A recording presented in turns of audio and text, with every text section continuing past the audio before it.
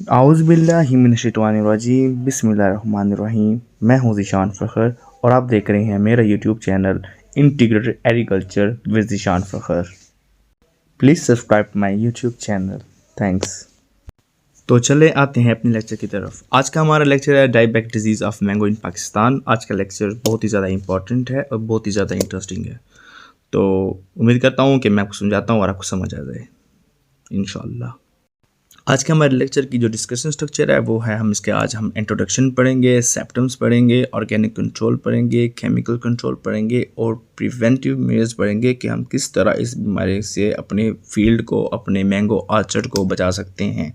तो आज का लेक्चर बहुत इंपॉर्टेंट है, तो तमाम स्टूडेंट्स जो सुनने वाले हैं उनसे उम्मीद है कि आप लोगों को समझ आ जाएगी इंशाल्लाह।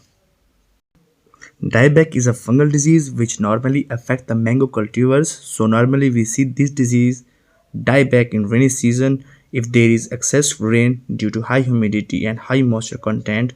If इस तरह का अगर क्लाइमेट होगा या एटमॉस्फेयर होगा तो ये डिजीज़ ज़्यादा से ज़्यादा ऑर्चर्ड के अंदर स्प्रेड होगी और ज़्यादा से ज़्यादा नुकसान होगा।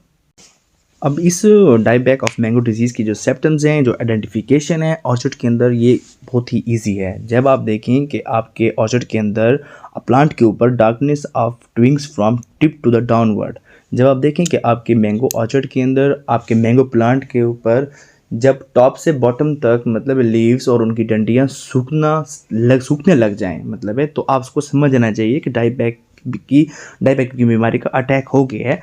व्रिंकलिंग of leaves, falling of leaves, जब इस तरह के आपको मतलब सिम्पटम्स नज़र आने लग जाएं, आपको असेसमेंट हो जाए कि पत्ते सूख सूख के गिर रहे हैं, तो आपको पता लग जाना चाहिए कि आपके ऑर्चर्ड में आपके प्लांट के ऊपर डायबैक डिजीज़ का हमला हो चुका है। अगर हमें नज़र आए कि हमारे ऑर्चर्ड के अंदर डायबैक ऑफ मैंगो डिजीज़ आ गई है तो हमें उसका कंट्रोल किस तरह करना होगा। एक होता है ऑर्गेनिक कंट्रोल। ऑर्गेनिक कंट्रोल में हम क्या करेंगे, हम सिंपली प्रूनिंग करेंगे उन ब्रांचेस की जो ड्राई होंगी ताकि वो डिजीज़ आगे से ज़्यादा स्प्रेड ना हो। और उसके बाद डिसइंफेक्टेड द प्रूनिंग टूल, जो हम प्रूनिंग के लिए टूल यूज़ कर रहे हैं हमें चाहिए कि हम उसकी क्लीन करें केमिकल से, ताकि प्रूनिंग करने के बाद अगर कोई उसके फंगस लग गया है देन वो रिमूव हो जाए। और हमें और एक और अहम चीज़, हमें प्रूनिंग को अवॉइड करना चाहिए मैंगो ट्रीज़ के अंदर जब ज़्यादा बारिश हो रही हो या वेट कंडीशन हो, मॉइस्चर कंटेंट ज़्यादा हो, तो हमें तब चाहिए कि हम उस टाइम पे प्रूनिंग ना करें, हम प्रूनिंग को अवॉइड करें। तो ये ऑर्गेनिक कंट्रोल है। अब आते हैं हम केमिकल कंट्रोल की तरफ। केमिकल कंट्रोल में इस तरह होता है कि हमें चाहिए कि हम तकरीबन साल में 2 दफ़ा फंजीसाइड का स्प्रे करें अपने ऑर्चिड के ऊपर ताकि हम इस बीमारी से महफूज रह सकें।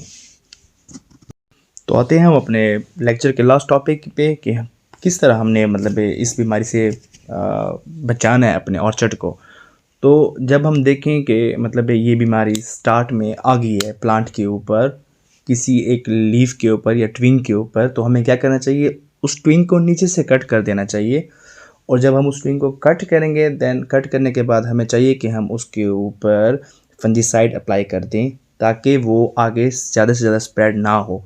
और कोई भी मतलब है इस तरह फील्ड के अंदर किसी भी एक्टिविटी करते वक्त अगर हमारा ऑर्चर्ड में कोई प्लांट ज़ख्मी हो जाता है तो हमें उसको बिल्कुल वैसे नहीं छोड़ना, हमने उसके ऊपर फंजीसाइड लगानी है ताकि उसके अंदर dieback of mango disease develop ना हो सके।